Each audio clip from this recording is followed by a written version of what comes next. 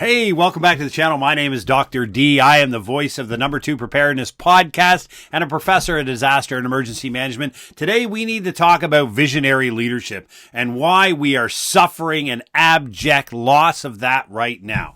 We see disruptions across a whole bunch of agencies and a whole bunch of disciplines and professions within the United States of America and Canada. But what we see is nothing but a plethora of complaints and apocalyptic and cataclysmic outcomes that are going to happen. But what we lack is a visionary leader, somebody who looks at this as an opportunity to say, we need a different outcome. Not better, not worse, but different. Imagine if you had $100 million project and you were just told that the project is now changed to $60 million, right? You couldn't deliver the same outcome. That's just not possible. That's the idiotic idea of doing more with less that so many people have tried to push down our throats for years.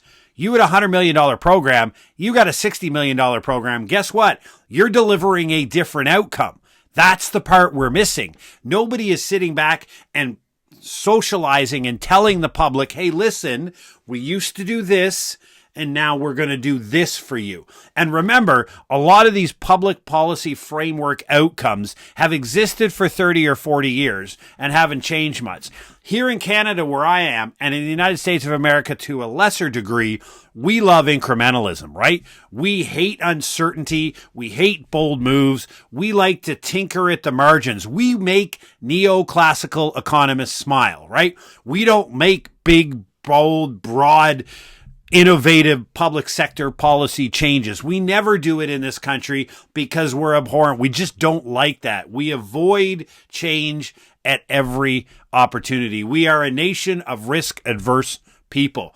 But when we're presented with an opportunity like this, generally you and I have two options. The professionals in a field have two options. One, we can complain about, I liked it the way it was.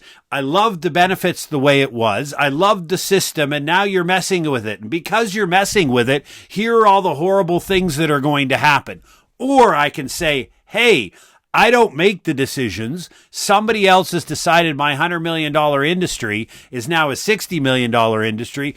Guess what? This is what I think I can do. Considering all of the technology and everything that's available to us, this is the outcome that we can now deliver to you for $60 million. And then what you unleash is an incredible broad spectrum of innovative, intelligent individuals who will look at critical path method if they're project management. They'll look at courses of action if they're military or emergency management background, and they will come up with multiple streams and multiple methodological approaches to deliver that outcome, the new outcome, within the new framework. And the whole idea here is I don't use better, I don't use worse, because that's all subjective, right? You can say this is better, that's worse, whatever it may be, and you can go on and on about it. But really, whining and bitching and complaining, who does that help? How does that solve the issue that we're dealing with right now? These changes are systemic. They're not going back. This isn't a period of a bad day that's going to go back to what you found comfortable. This is the new normal. So are you going to step up and be the innovative person who says to the world around you, hey, listen, this is incredible. This is a great opportunity. It's time to rethink what that outcome may look like now that we're living in a different resource environment. That's leadership. That's visionary. We don't see it in almost any field. And I'm in both the academia field and in emergency management and a couple of other international bodies that I associate with. But in the world of academia, we see it the same thing. And you could frame the problem in Canada in academia of academics and institutions chose to build structural financial models that required significant amount of international students and the triple tuition they pay to fund the university. They made the choice to put universities in that type of precarious funding position. And they did that. And then when it got pulled out from underneath them because for political reasons and political expediency, they now have a very immediate shortfall in their funding models.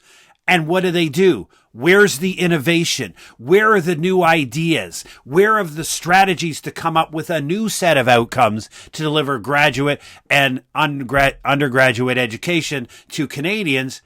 We don't see them.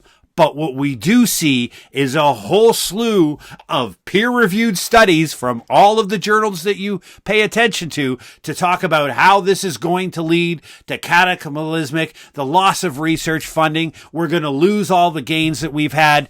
And it's a non-stop diatribe of apocalyptic outcomes, for lack of a better term. I don't see the leadership emerging in academia. I don't see the leadership emerging in emergency management. And you can take this rant of mine and superimpose it on whatever field you work in. And I don't think you're going to see it either. We're going through a very disruptive period. Now, you've heard me many times before. The 2020s are a disruptive decade for a very specific set of reasons. It was 100% predictable. No, we didn't know it would be a pandemic, and we didn't know it would be a certain U.S. president, but we knew the 2020s was going to be the decade with the entire international order, and subsequently the order of how we do things within our countries was all going to be turned on its head. That was well known by everybody who was paying attention. We're in the middle of it right now. We need visionary leaders. We need people to pontificate and look forward and talk about what is possible within the new box that we've been put into. We don't hear that, right? We need leaders, and I don't know where they are. I'm an eternal optimist. I hope they emerge, because in the middle of this chaos, I think we can do some pretty incredible things in the academic and the emergency management space that will create wonderful different outcomes that is even possible now. I think this is a great time.